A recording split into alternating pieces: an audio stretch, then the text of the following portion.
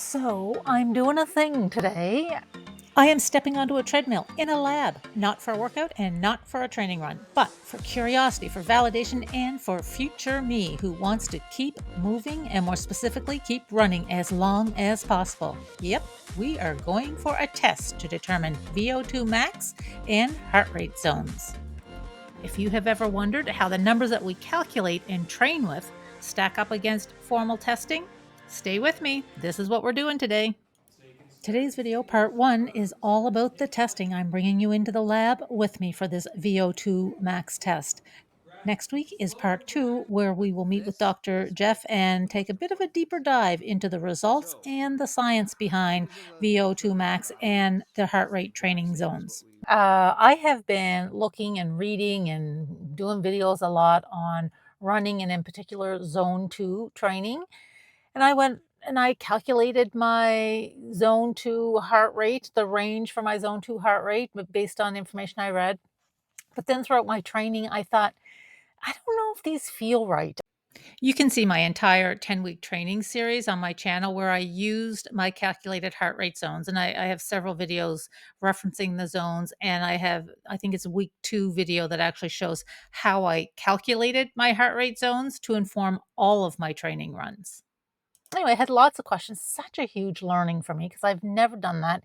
Even though I've been running for 25 years, I've never done zone 2 training. And so here I am today. I'm going to a little clinic and I'm going to get on a treadmill apparently. I don't really know and I feel a little, I don't know, unsettled, anxious, but I think what is happening today is I'm going to get on a treadmill and they're going to put a heart monitor on me as well. They're going to put a face mask on me and they're going to check out my VO2 max, which I've not paid a whole lot of attention to. Well, I continue to ramble in my car here. I think we should just check in about what is VO2 max. It is referred to as the maximal oxygen consumption. And really, it's an indicator of how efficiently our bodies can take in, transport, and use oxygen to produce energy. And it is considered the gold standard or key indicator of cardiovascular fitness and aerobic endurance. Okay, back to my rambling. And more importantly, what I'm most excited about is I think will better inform me on what my heart rate zones should be for zone 1 through 5. Now, this is what I'm expecting in my head. I have no idea if I booked the right thing, so I'm a little nervous. I'm just so curious to see what the comparison turns out to be in those numbers. So I just went in and I said to them that obviously I'm like 45 minutes early, probably it was even more than that, 45 minutes left now. And I went in and I said, okay, I'm here. I'm a bit nervous. Should I go for a walk to warm up? And she kind of laughed and said, I've never really had somebody ask that question. Oh my God, another sign. I am such a freaking weirdo. I just think about, okay, what's the process? Do we warm up or do I just go in and do I do a warm up with him? Does he get me warmed up? And who knows? I'm a bundle of nerves. And I don't know why. It doesn't matter what the results are. It's not like it's a race. This is only for me, for my own knowledge, to inform my running and my training and my wellness plan going forward. Okay, well then calm down, right? Okay, I will. I'll see you soon. Okay, get ready. Here we go. All right, today is June 11th. We are at Cornerstone Naturopath. My name is Dr. Jeff Sahavage. We are doing a direct VO2 max test on Angela today. We're going to start the test at 3.5 miles per hour. So, this is our warm-up. I'm going to bring it up. You'll start moving here. This is just going to be a brisk walking pace. 3.5. Yep. So we've got a heart rate strap on the Polar H10. We've got the VO2 Master headpiece on, so it's actually measuring oxygen consumption. If you feel comfortable, I'll get you to let go of this. There you go. You want to go full oxygen consumption here. So we're going to hold this for 3.5 more minutes. and then we're going to increase the speed up to 4 miles per hour. And every 2.5 minutes, we're going to increase it by an extra half mile per hour. Okay. I'm going to put it up on the screen so you can actually follow along with what we're doing. Okay. So if this was a fancy YouTube channel, I would have had multiple cameras so that you could see the screen, and I would have myself mic'd up. This is not a fancy YouTube channel, and so all I had was my little phone on my little selfie stick. So sorry that you can't see the screen. And because I don't have a mic on myself, when he asks me a question, my voice is a little garbly. You can't really make it out. No worries. I'll interpret for you as we go along. So Dr. Jeff was fabulous. This was just such a fun experience. You'll see him throughout this video, through this test, but you'll meet him again during the more in-depth conversation that we have in video 2. My name is Jeff Sahavich, and I am a clinical exercise physiologist. So I should also point out that that squeaking noise is my sneakers, not the treadmill. And then I almost forgot to set my watch because I really wanted to compare what my heart rate shows on my wrist monitor on my Garmin compared to what it shows at the end of this test. So I'm just setting it here. all right. So what we're looking at here is VO2. So that's the rate of oxygen consumption per kilogram body weight. And so right now you are around 18 milliliters of oxygen per kilogram body weight. And so as the exercise intensity increases, and we're actually going to go up in 30 seconds, you're going to see that line or that graph start to slowly take off. And it will be it'll go up pretty quick later on in the test, but right now it's going to be kind of a gradual climb. So that's the blue line, that's our VO2, and you'll get all this information sent to you afterwards. And then the red line is your heart rate. Okay. So as we increase the intensity, increase the heart rate, you'll increase the oxygen demand, and then you'll also have an increase in lactate, blood lactate, and carbon dioxide in our blood, and that's why we start to breathe and sort of blow off a lot of that carbon dioxide. So right now we're at 4 miles per hour, so a little bit of a run, pretty comfortable. And throughout the test, I'm going to be asking you how you feel in terms I thought you were of... going to say you're going to ask me like math questions. No math. Well, that was a bit embarrassing. When he said throughout the test, I'm going to be asking you, I thought he's going to ask me math questions to test my mental sharpness while I was running. No, that wasn't it at all. How do you feel in terms of effort? So easy effort, no effort would be like a 6, 0 exertion. Maximum effort would be a 20, and that's in the red. So where would you say you're at right now? I think 7 or 8, I think. 7.5? Yeah. We can do halves. Okay. I can make that happen. So I'll record that. 30 seconds, we're going to go up to 4.5 miles per hour. Okay. In 3, 2, 1, 4.5. So the idea here is that at lower intensity exercise, running, cycling, swimming, even just at rest, our body metabolizes more fat. That's just what we do at rest. And then as that intensity starts to increase, we actually start to pull more and more carbohydrates into our bloodstream, and then we can convert that and start to use that as energy, right? And so as we start to use more carbohydrate, we start to break that down, and it turns into hydrogen ions, also known as lactate. And so that's kind of that discomfort or uncomfortable feeling you get, right? So when you start to really push it up a hill, or you're sprinting, or whatever it is, you get that buildup of blood lactate. And so the only way to kind of flush that out is to slow down the intensity, or start breathing heavier. And that's because we're also trying to push that CO2, right? We're trying to kind of calm things down. So as the test starts to increase in intensity, and we're going to go up in another minute, you're going to start to feel that lactate accumulating in your body. And through measuring these gases that were expiring out, we can then start to figure out where those different thresholds are. So when we talk about zone 2, that really is meant to be like a primarily fat burning zone. And anything above that is where we start to see an increase in lactate in the system. So that's why it's so important that if you're doing heart rate based training, that you know your training zones, because if you go too high, you're introducing lactate into the system. And how your body metabolizes that can then ultimately change how we start to adjust your body composition or more performance related goals when it comes to running or cycling or whatever your sport is. And the majority of them should be in zone 2? Right? I'm a firm believer in that 80-20 rule. Right. So 80% of your total training volume should be zone 2. So we're going to go up 3, 2, 1, 5 miles per hour. Just get to move a little closer to the front. There you go. So where are we right now in terms of effort?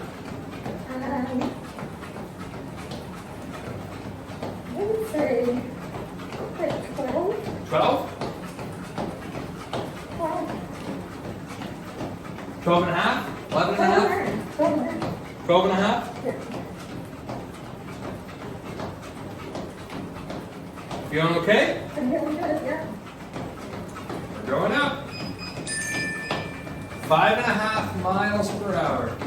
So how would this effort, this pace, feel compared to like your long runs? This would be a lot faster? This is a lot fast. Yep. Yeah. Yep. This feels like I was doing a tempo run. Okay. Yeah.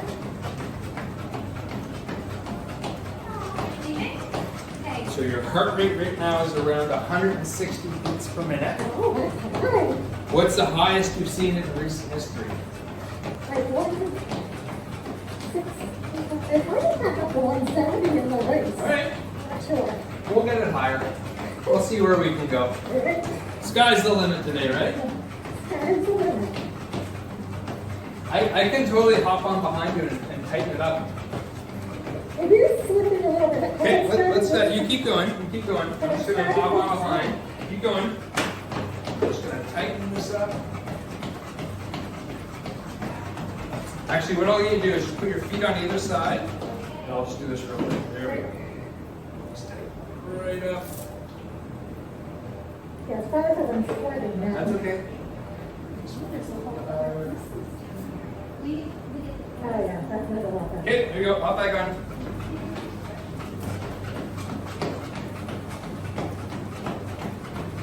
A little bit of a dip, but we'll bring that right back up. Okay.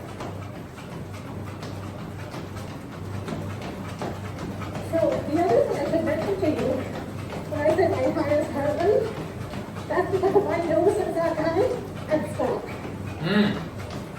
Because I don't know what's okay. Yeah. Not because I was feeling I hit the stuff. We're gonna move a little bit higher. 6 miles per hour. And we are at 162 beats per minute. Okay. Where are we sitting now? I would say like 14. 14?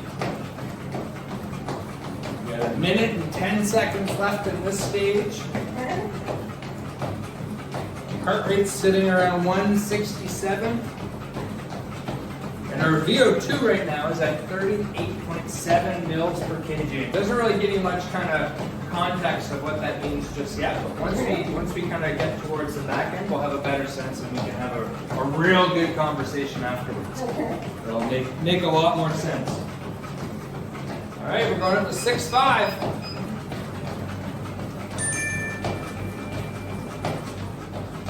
Heart rate 170. Oh,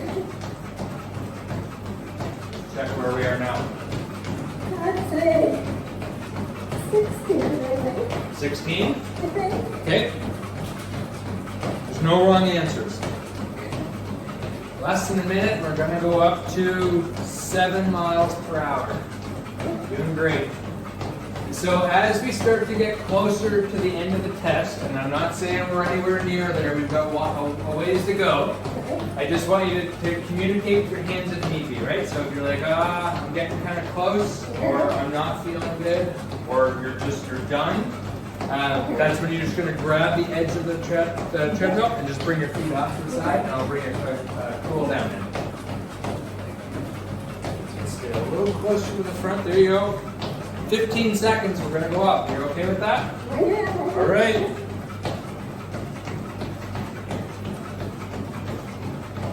2, 1, up we go.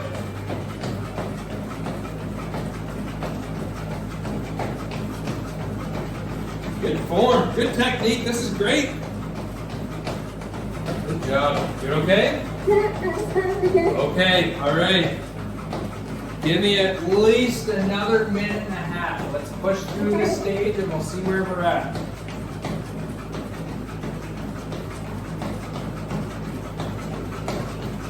Minute and a half to go. Where are we at now? 17. Amazing. 17 out of 20. So that says very hard getting uncomfortable, meaning it's not uncomfortable yet. Good work. We got a minute and 10 seconds left in the stage. You got it. You got it. We're going up to in 30. Are you okay with that? Give it a try. Okay. So 25 seconds. We're going to go up to 7.5 miles per hour. And I just want you to run it at a pace and intensity you feel good with. And if you feel like in the first few seconds it doesn't feel good, then we can just end it there. We'll do a cool down. I'm going to push you. 10 seconds.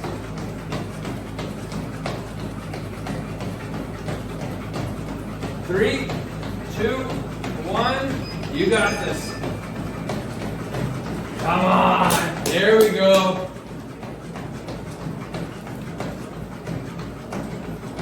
Push through 30-second chunks. You got it. You got it. 2 minutes left. Can you do another 30 seconds? Go as long as you can. You got it. Heart rate's 175. Can you go another 30? Whenever you go until you can't go anymore. You're doing great. All right. Let's hop into a cool down here. Bring this way down for you.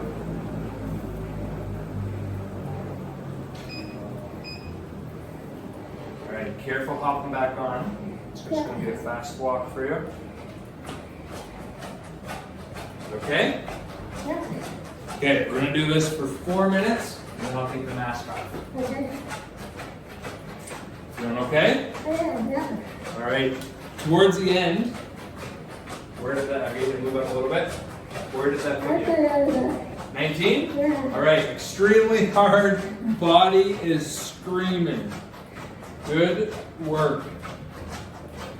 I lied, it's a 5-minute cool down, so you have 4 more to go. Then we'll get the mask off. If you want, we can do a Zoom call, and you could record it if you wanted to make that part of it. And then I can just do a more in-depth kind of walkthrough with it. And we can just schedule a time, and you can press record, and we can chat. You can do question and answer all you want. Oh yeah.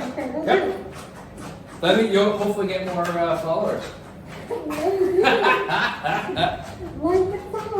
You'll get that gold plate that says 100 million views. 2.5 minutes. How's that pace? Does it feel too fast? You're good? Okay. 30 seconds. Alright. Done and done. Get that off for you. Ooh, it is hot. Yeah, it is moist. I'll give you some Kleenex here.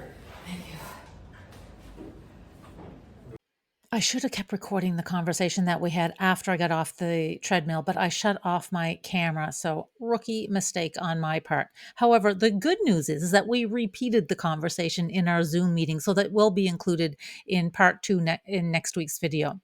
In the meantime, just before we sign off here and I head back to my vehicle for a closing thought, I want to leave you with two quick observations that I had on that day as I was leaving about the numbers.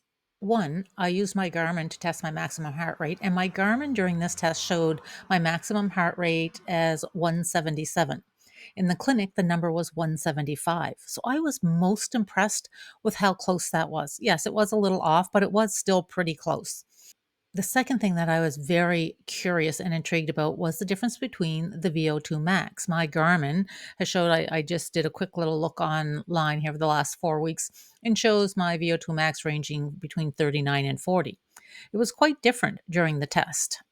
What I'm most excited about, it's the same as the thing I was most excited about at the beginning of this experience, is the shift this makes in my actual training zones. We'll chat about that next week in part two. Okay, so I'm on my way home. I just finished my test. I actually pulled over on the side of the highway because I realized I forgot to do a little recording after we finished. We had to wrap up quickly because he had another deadline, and I have a 3-hour or more drive ahead of me to get home. So it was great. I loved it. I learned so much, and I'm just curious to learn more. We ran out of time, and so we're going to have a Zoom call later this week or maybe early next week. And I have learned so much that I can't wait to share with you about the heart zones and the zone 2 training and what my actual numbers are. So anyway, so much to share, and I better get going because I am pulled over on the side of the highway here, and I have 3 hours ahead of me now to think about this and think about what the next goal might be now that I'm getting a better understanding of these heart zones. See you soon. Stop for a little supper. Me and my friend here. Well, maybe we're not friends. He's leaving.